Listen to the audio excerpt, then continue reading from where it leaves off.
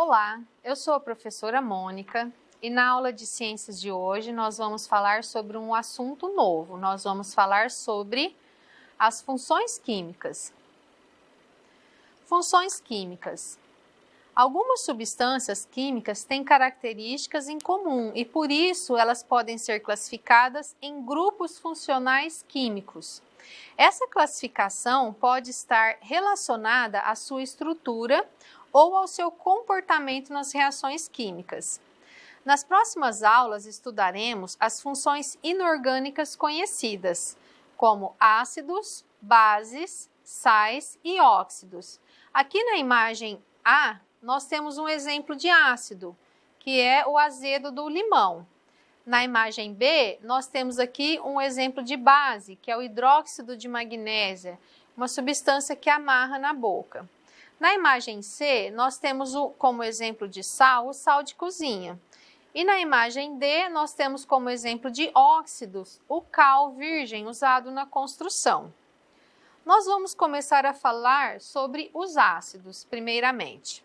Então, os primeiros químicos, eles estudaram um grupo de substâncias que apresentavam como característica um sabor azedo, o qual eles classificaram como compostos ácidos.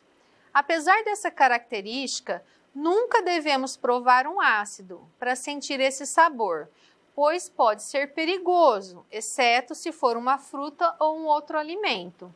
Como nós já comentamos em aulas anteriores, nós não podemos verificar uma substância química através dos 5 sentidos. A gente sempre tem que utilizar os instrumentos de laboratório, porque não é seguro fazer o reconhecimento de uma substância dessa forma. Então, as moléculas dos ácidos diarrênios possuem em sua estrutura pelo menos um átomo de hidrogênio. Porém, nem toda molécula que apresenta hidrogênio em sua composição é classificada como ácido. Com base nesse fato e em outras observações, o químico sueco Arrhenius propôs uma definição de ácido. Segundo ele, o ácido ele é toda substância que em solução aquosa libera como único cátion o H+. Então, aqui no exemplo, nós temos um ácido que é o ácido clorídrico que foi adicionado na água. Quando ele é adicionado na água, ele se separa. O hidrogênio ele libera um elétron e ele fica um cátion, ele se torna positivo. E esse elétron que ele liberou vai ser ligado aqui nesse cloro. Então, esse cloro ele se torna um ânion, ele se torna carregado eletricamente de forma negativa. Por exemplo, o cloreto de hidrogênio, ele é considerado um ácido diarrênios. Quando adicionamos o HCl em água, a ligação covalente entre o hidrogênio e o cloro se rompe, de modo que o hidrogênio perde o seu elétron e o cloro ganha esse elétron. Aqui a gente tem a fórmula do HCl que foi adicionado na água e como que ele ficou? Ele se dissociou, liberou um elétron, ficou H+Cl-. Aqui nós temos um exemplo da ligação da fórmula eletrônica, no caso aqui, do hidrogênio. Aqui nós temos a distribuição. O hidrogênio ele termina com um elétron na camada K. Esse um elétron é representado aqui, com esse pontinho. Já o cloro, ele tem 17 elétrons e ele termina com 7 elétrons na camada M. Então, esses elétrons que estão aqui são 7, então ele precisa de 1 para ficar com 8. Então, essa ligação aqui, ela se rompe, ele libera um elétron e esse elétron aqui vai se ligar com o cloro. Então, agora ele tem os 8 elétrons na última camada, que é a regra de octeto. Então, nessa transformação, ocorre a formação desses íons aqui. Esse fenômeno, então, ele é conhecido por ionização e ele pode ser representado dessa maneira que nós vimos ao lado. A quantidade de íons formada em solução, ela depende do ácido. Existem ácidos cujas moléculas se ionizam em grande porcentagem e outros que se ionizam menos. Porém, todos os ácidos em solução aquosa, eles se ionizam produzindo soluções iônicas. Esse fenômeno pode ser verificado experimentalmente usando a aparelhagem mostrada a seguir. Então, aqui no primeiro experimento, nós temos uma lâmpada, né, que está conectada a uma fonte de energia externa e a gente tem aqui um sistema elétrico. Nesse sistema elétrico, os dois fios estão colocados num recipiente com água pura. E nessa água pura, observa-se que não acende a lâmpada, ou seja, não ocorre a transmissão da corrente elétrica nesse líquido. Já no segundo experimento, nesse mesmo sistema, foi colocado aqui um ácido dissolvido em água. Nessa solução de ácido dissolvido em água, foi observado que há o transporte de corrente elétrica, a passagem de corrente elétrica, então a lâmpada acende. Essa passagem de corrente elétrica acontece porque nessa ionização do ácido, os elétrons ficam livres, se movimentando e transmitindo aí a corrente elétrica de um lugar para outro. Os íons produzidos pela ionização do ácido em água conduzem a corrente elétrica e fazem com que a lâmpada acenda. Então, o brilho da lâmpada depende da quantidade de íons em solução. Quanto maior a quantidade de íons, mais intenso é o seu brilho. Então, todos os ácidos diarrênios são caracterizados pela presença dos íons H+, formados em solução aquosa. O que varia de um ácido para outro é a quantidade de íons H+, formados por molécula, e o ânion. Por esse motivo, um ácido diarrênios pode ser representado genericamente por essa fórmula aqui. Então, o ácido diarrênios, ele sempre tem um hidrogênio no começo da fórmula, seguida aí da quantidade de hidrogênios e mais um ânion. Esse ânion pode ser qualquer outro elemento químico. Esse X vai ser o número de hidrogênios ionizados, é aquele que vai se ionizar. Então, aqui na fórmula, o ácido, né, começado com o hidrogênio, ele foi misturado na água, ocorre então a dissociação. Essa quantidade de hidrogênios, ela vem aqui para frente, é a representação da fórmula, né, que a gente deve fazer. E também essa mesma quantidade aqui vai para cima do ânion, que representando a quantidade de elétrons que ele liberou.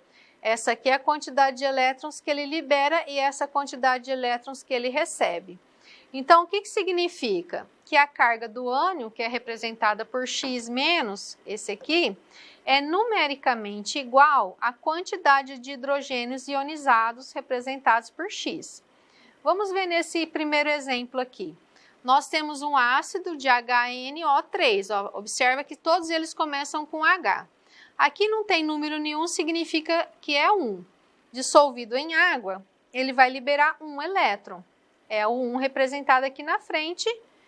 E, copiando, né, a fórmula novamente, nós temos aqui o ânion com a carga, a quantidade de elétrons que o hidrogênio liberou, que foi 1. O segundo exemplo, H2SO4. Temos 2 hidrogênios aqui. Então, na representação da fórmula ionizada, a gente coloca a quantidade de hidrogênios aqui, a carga positiva, porque ele liberou o elétron. E esse que está recebendo a quantidade de elétrons, que é 2, né, essa mesma quantidade, fica com a carga negativa, porque ele recebe elétrons. No terceiro exemplo, H3SO4, são 3 hidrogênios.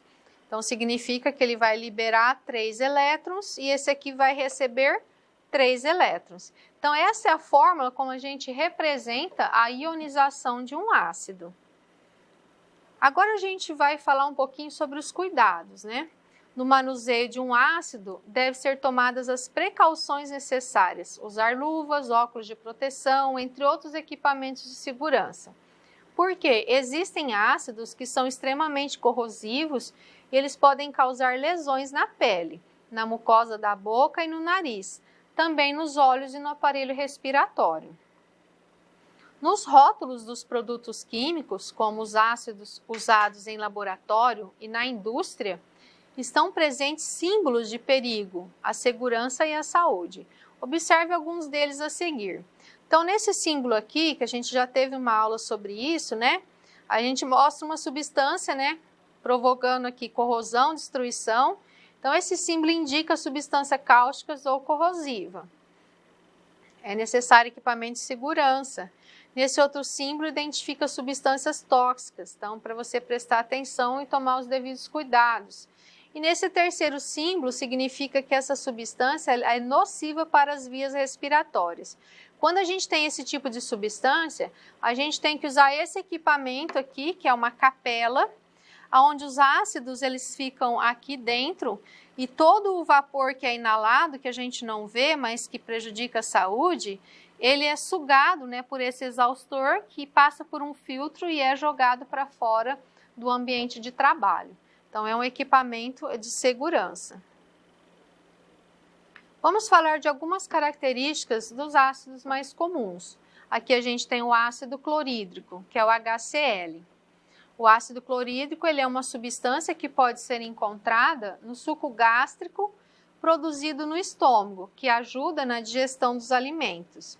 Esse ácido também é comercializado com o nome de ácido muriático e ele pode ser usado para limpar peças oxidadas e também para limpar superfícies, né, chãos, né, superfícies, principalmente para retirar o excesso de cimento, azulejo, pisos de cerâmica.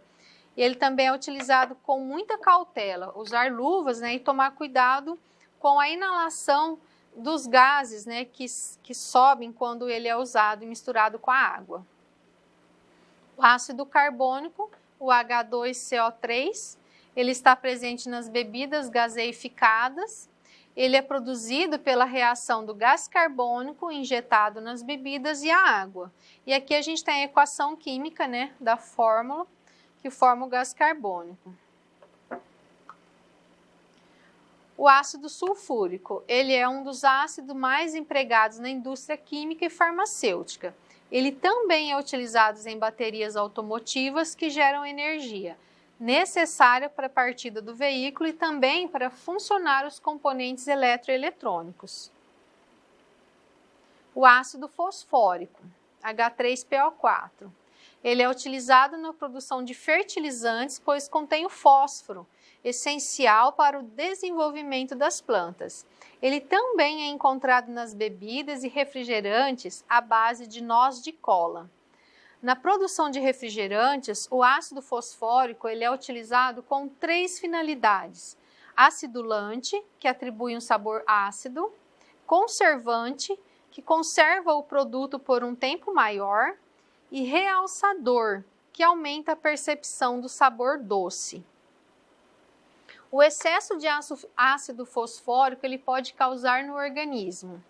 Ele rouba o cálcio dos ossos e é o maior contribuinte para o aumento da osteoporose, principalmente nas mulheres. Crianças a partir de 10 anos já estão tendo osteoporose, segundo estudos da Alemanha. O motivo? Muita Coca-Cola desde criança, por falta de orientação dos pais. A Coca-Cola Light é uma bomba ainda mais poderosa. Segundo os especialistas, além de fazer o mal da Coca-Cola, tem ainda o aspartame, que pode causar Alzheimer e doenças degenerativas. Aqui qualquer refrigerante é à base de cola. O ácido acético. Ele é um ácido que pode ser encontrado no vinagre, um tempero utilizado no preparo de alimentos. O vinagre ele é uma solução aquosa que contém cerca de 4% de ácido acético. E ele também pode ser conseguido através do vinho, por diversas reações químicas e também pela fermentação e ação de bactérias. E a nossa aula de hoje ela fica por aqui. Essa aula a gente ainda vai falar sobre as bases, os sais e os óxidos, né? Então, na próxima aula daremos sequência às funções inorgânicas. Bons estudos e nos vemos na nossa próxima aula.